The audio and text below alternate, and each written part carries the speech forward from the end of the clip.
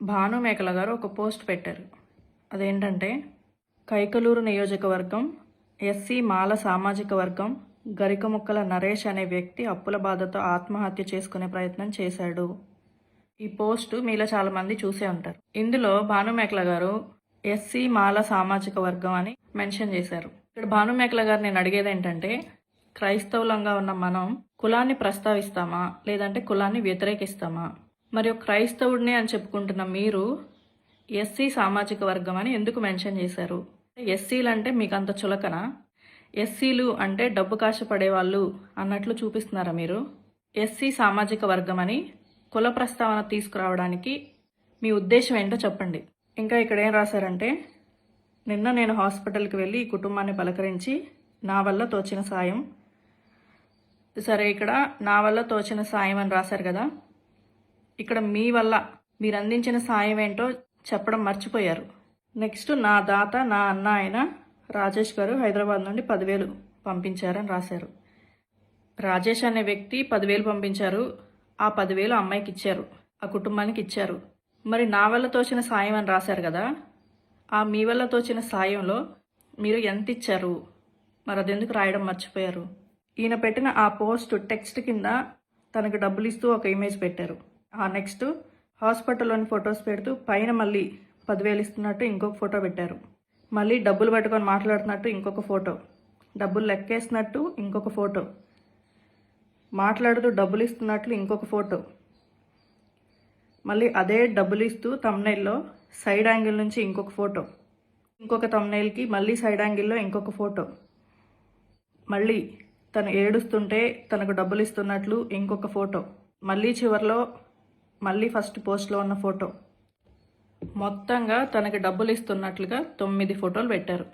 భాను మేకల గారు, నేను అడిగేది ఏంటంటే, ఇంతకీ ఈ ఫోటోలు ఎందుకు? ఈ 9, 10 ఫోటోలు పబ్లిక్లో పెట్టాల్సినంత అవసరం ఏంటి?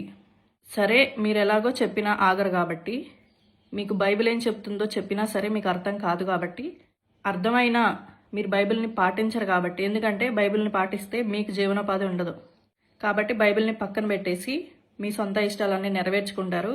కానీ నేను క్రైస్తవుని అని చెప్పుకుంటారు. ఇంకా వయసులో పెద్దవాళ్ళు, బైబిల్ అంతా మాకు బాగా తెలుసు అనేవాళ్ళు కూడా మిమ్మల్ని వచ్చి మీరు చాలా మంచి పని చేస్తున్నారని తెగ పొగుడుతున్నారు. మీకు కానీ వాళ్ళకి కానీ బైబిల్లో ఉన్నటువంటి బేసిక్ వాక్యం అనేది తెలీదు. యేసుప్రభు ఏం చెప్తున్నారు? నీ కుడి చేత్తో చేసిన సాయం నీ ఎడమ చేతికి తెలియకూడదు అని చెప్తుంటే, మీరు చేసిన ఒక్క సాయానికి 9 ఫోటోలు వేసుకొని పెట్టుకున్నారు. దీన్ని బైబిల్ పూర్తిగా వ్యతిరేకించింది. మరి బైబిల్కి వ్యతిరేకంగా చేసే ఈ పనుల్ని బైబిల్ పట్టుకున్నామని చెప్తున్న క్రైస్తవులు ఎలా సమర్థించి మిమ్మల్ని పొగుడుతున్నారు? ఆ కుటుంబం అప్పుల బాధతో ఆత్మహత్య చేసుకోవాలనుకుంది. వాళ్ళకి ఎంత అప్పు ఉండిద్ది? వాళ్ళు తీర్చలేనంత అప్పు ఉంటేనే కదా వాళ్ళు సూసైడ్ చేసుకోవాలని ప్రయత్నం చేసేది. మరి మీరెంత ఇచ్చారు? 10,000 ఇచ్చారు. మీరిచ్చిన 10,000తో వాళ్ళ అప్పుల బాధలన్నీ తీరిపోయి వాళ్ళ కుటుంబం సెట్ అయిద్దా? సరే, మీకు 10,000 ఇవ్వాలనిపించింది, వెళ్ళండి, 10,000 ఇవ్వండి, వచ్చేయండి. దానికి ఈ ఫోటోలు ఎందుకు?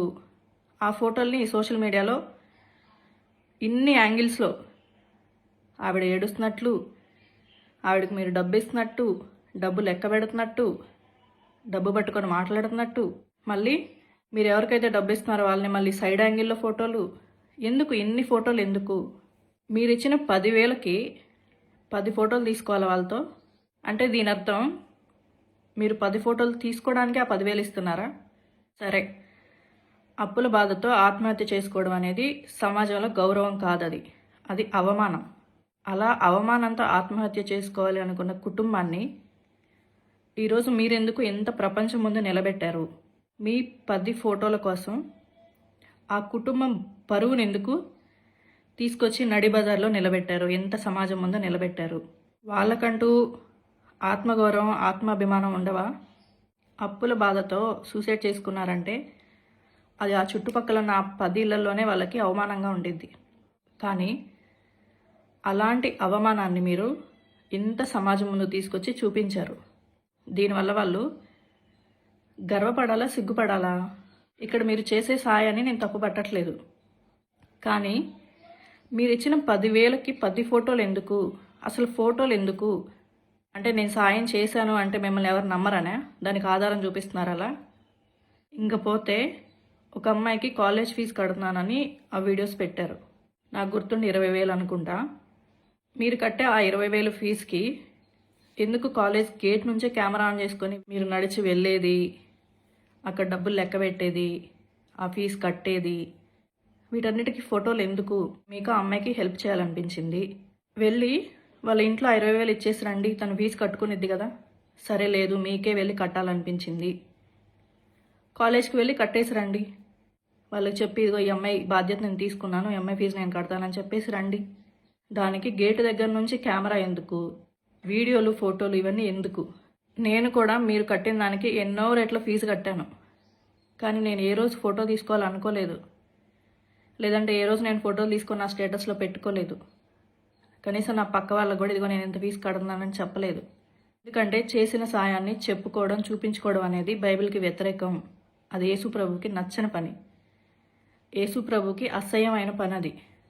నేను ఎవరికైనా హెల్ప్ చేసినప్పుడు వాళ్ళకి ఒకటే మాట చెప్తాను, ఇది నేను ఇచ్చానని ఎవరికి చెప్పొద్దు, నీకు నాకు తప్ప ఇంకెవరికి చెప్పొద్దు ఈ విషయాన్ని అని చెప్తాను.